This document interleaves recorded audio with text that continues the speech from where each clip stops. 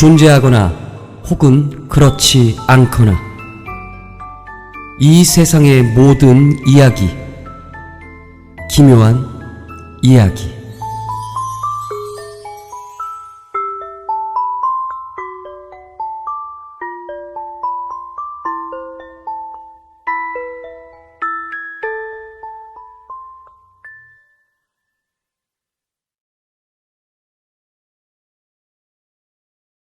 준성은 냉동실에서 분말이 든 파우치를 꺼냈다. 어제 공장에서 프레스 작업을 하다가 다친 손가락이 욱신거렸다. 으스러진 손가락이 회복되려면 얼마나 걸릴까? 잘 먹어야 회복도 빠를 텐데. 준성은 손가락으로 지퍼백으로 된 입구를 조심스럽게 열고 숟가락을 넣어 소복하게 분말을 떠냈다. 특유의 진한 향이 코를 자극했다. 재채기가 날 뻔했지만 아까운 분말을 공중으로 흩날리게 할 순 없었다. 숟가락에 분말을 컵에 넣을 때까지 잠시만 참으면 된다는 생각으로 재채기를 참았다. 코의 간지러움을 참느라 손이 부들부들 떨려왔다. 아치! 그 순간 한 끼 분량의 가루가 공중으로 흩어졌다. 준성은 망연자실한 얼굴로 싱크대에 흩날린 말린 바퀴벌레 가루를 바라보았다.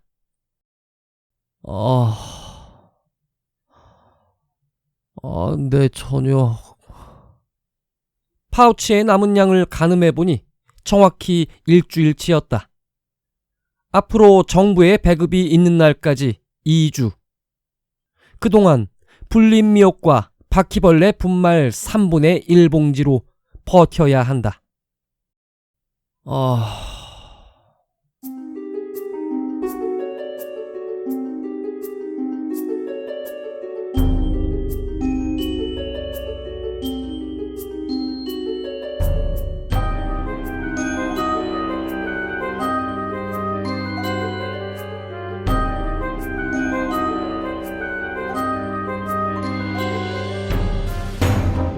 준성이 어릴 적엔 이런 날이 오리라곤 생각지 못했다. 미세먼지의 위험을 매일 떠들어대던 시대였고 북극의 빙하가 몇 % 남았는지를 계산하던 시대였다. 하지만 지구의 대기와 빙하보다 더 빨리 무너져 내린 것은 지구의 토양이었다. 처음 시작은 누구도 눈치챌 수 없을 만큼 미비했다. 어느 날부터인가 감자와 고구마 같은 뿌리 작물의 수확량이 눈에 띄게 줄어들었다. 작황이 좋지 않다고만 생각한 사람들은 수확량을 늘려줄 농약을 개발했다. 하지만 곧 상추와 깻잎 같은 잎채소를 재배하던 농가에서 잎이 타버리는 현상이 발견되었다. 유전자 조작 농작물도 예외는 없었다.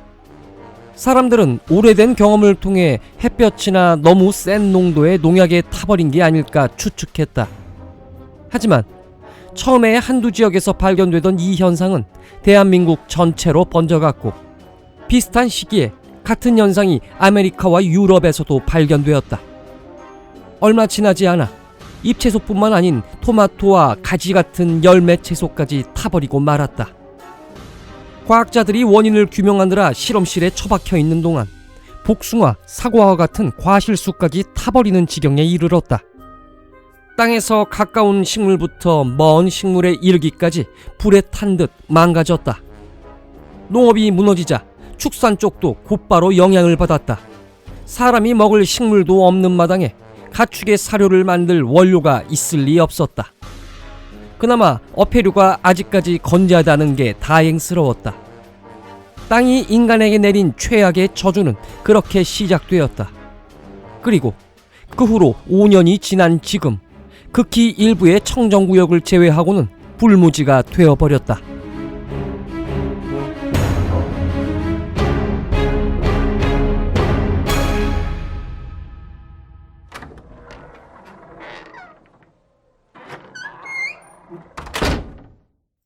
준성은 암시장에 나가 통조림을 구해보기로 했다.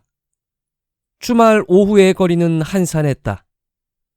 긴 골목을 걸어가는 동안 준성은 재킷의 안주머니에 넣어둔 지폐다발을 수시로 확인했다. 5시간의 노동력이 감자 한 알보다 못한 시대. 최고위층의 부자들만 옥수수와 빵을 먹을 수 있는 시대. 이런 때 준성처럼 별 볼 일 없는 사람에겐 어떤 일이 닥칠지 알 수 없었다. 두툼한 지폐다발. 이것은 지난 3주간 일한 대가였다. 이 돈으로 3주를 살아야 한다. 오늘은 부디 운이 좋기를. 식량난이 오기 전에 지은 건물들은 하나같이 화려하다. 한때 최고의 인기를 자랑했던 쇼핑몰의 뒷골목으로 준성이 사라졌다.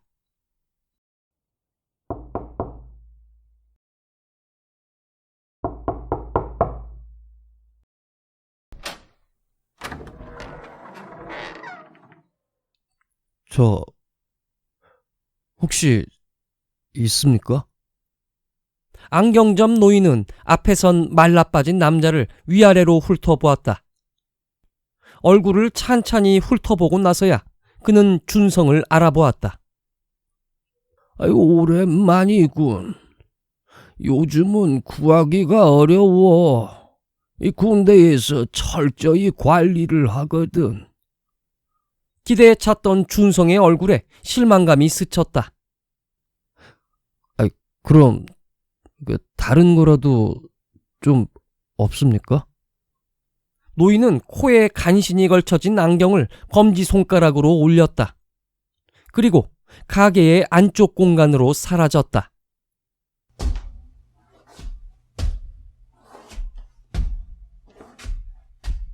안경점 사장의 걸음걸이가 예전보다 더욱 좋지 않았다. 노안에다가 제대로 영양 섭취를 하지 못해 류마티스 관절염이 더욱 심해진 게 틀림없었다. 그런 그가 던진 것은 말린 굼벵이였다. 이것밖엔 없어. 한 묶음에 큰 걸로 5장. 잠시 계산을 해보았다. 정부 보급품인 바퀴벌레 분말로는 일주일도 버티기 힘들다. 굼벵이 한 묶음이라면 일주일 정도 더 버틸 수 있을 것이다. 그나마 음식다운 콩 통조림이 없다는 게 무척 아쉬웠지만 별 수 없다. 준성은 지폐를 세어 사장에게 내밀었다. 가게를 나서는데 노인의 목소리가 들려왔다. 이봐, 내일부턴 내가 없을지도 몰라. 준성은 안경점 사장을 돌아보았다. 골드 티켓이 나왔거든. 골드 티켓이라. 준성은 축하를 해줘야 할지 작별 인사를 해야 할지 몰라 고개를 꾸벅 숙였다.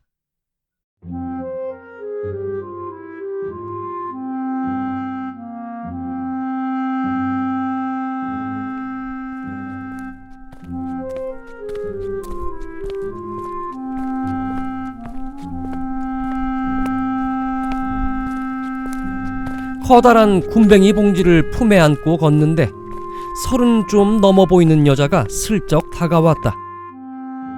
머리카락이 엉킨 원숭이 털처럼 뻣뻣했다. 움푹 패인 볼에 억지 웃음을 지으며 여자가 준성의 팔을 잡아 끌었다. 여자는 작은 문 하나를 손가락으로 가리키며 대가는 굼벵이로 충분하다고 말했다. 본능적으로 굼벵이를 움켜쥐면서 여자를 밀쳤다. 이번엔 여자가 집에 태어난 지 6달 된 아기가 있다며 애원했다. 준성은 대답도 하지 않고 여자를 지나쳤다. 거짓말이다. 이미 2년 전 정부는 극심한 식량난으로 출산 허가제를 도입했다. 부를 갖지 못한 국민은 남녀 불문하고 생식 능력을 잃었다. 식량값이 급등하자 경제가 무너졌고 넘쳐나는 인공지능 시대에 인간의 노동력은 큰 의미가 없었기 때문이다. 오히려 살아있는 인간이 사회 발전을 가장 저해하는 요인이 되었다.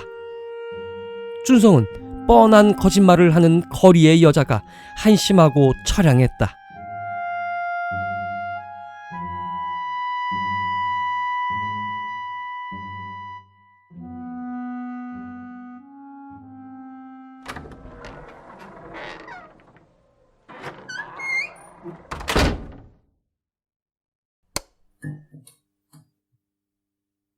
조명을 하나만 켠 식탁에서 준성은 말린 굼벵이 구이를 먹었다. 냉장고에 며칠 전 먹다 남긴 꽁치 반토막이 있어서 기분이 좋았다. 인간의 적응력은 정말 뛰어나다. 어패류를 다 먹고 해조류를 다 먹고 곤충마저 떨어지면 그땐 뭘 먹을까? 인류의 미래를 걱정하기엔 준성은 너무 배가 고팠다.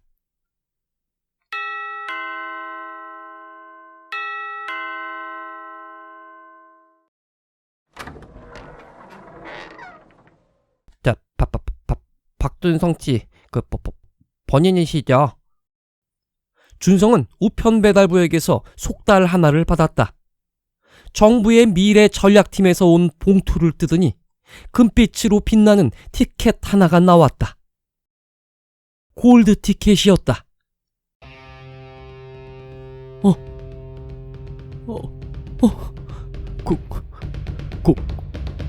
골드 티켓.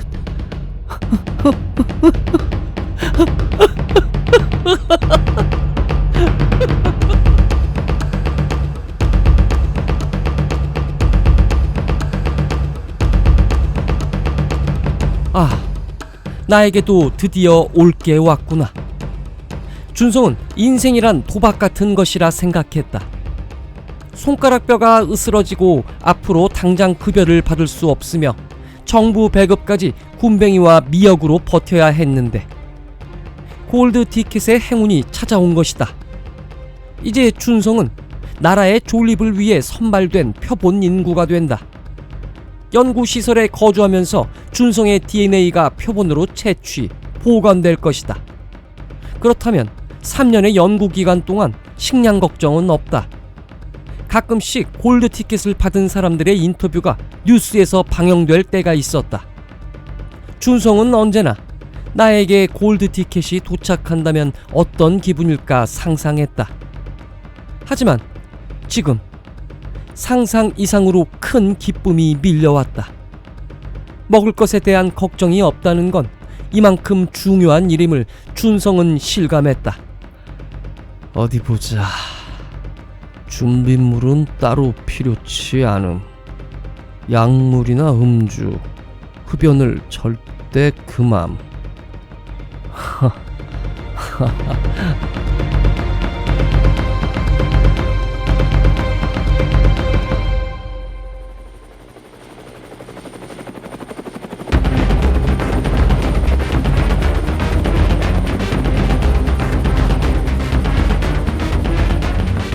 준성의 머리카락이 정신없이 사방으로 흩날렸다.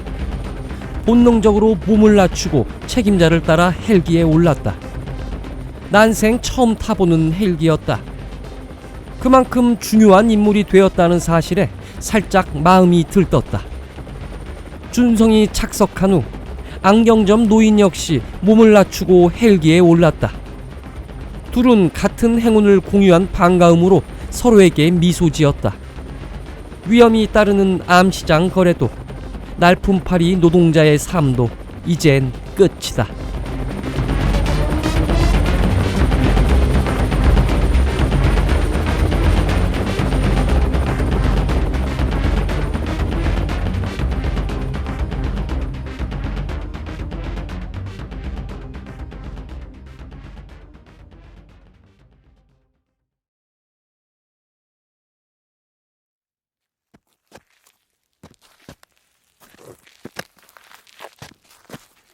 연구소에 도착했을 땐 이미 해가 진 후였다. 연구소는 광활한 땅 한가운데에 위치해 있었고 널찍하게 울타리가 둘러져 있었다. 건물까지 한참을 걸어가야 했기에 준성과 노인은 담당자를 따라 나란히 걸었다. 세상은 공평해. 나 같은 늙은이의 유전자도 이 샘플이 될 수 있으니 말이야.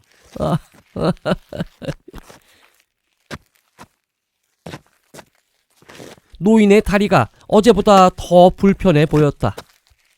하지만 이제 연구기간 3년간 노인과 준성은 천국을 맛볼 수 있다.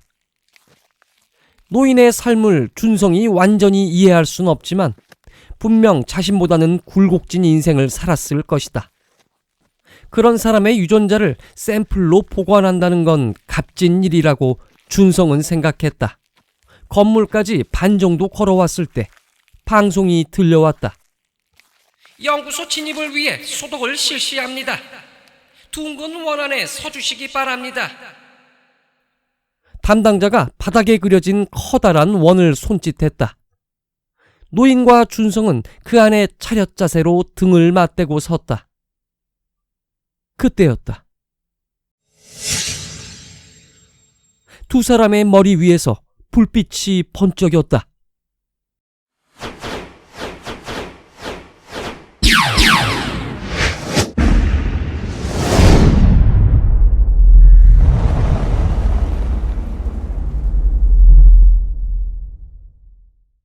그리고 순식간에 두 사람은 검은 재가 되고 말았다.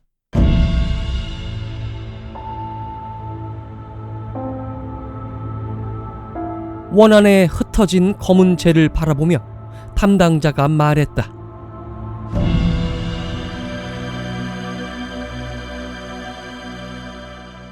(391번째) 비료 추출 완료.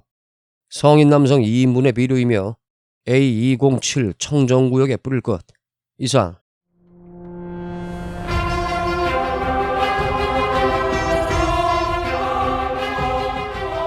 이제 준성에게 더 이상 식량은 필요하지 않게 되었다.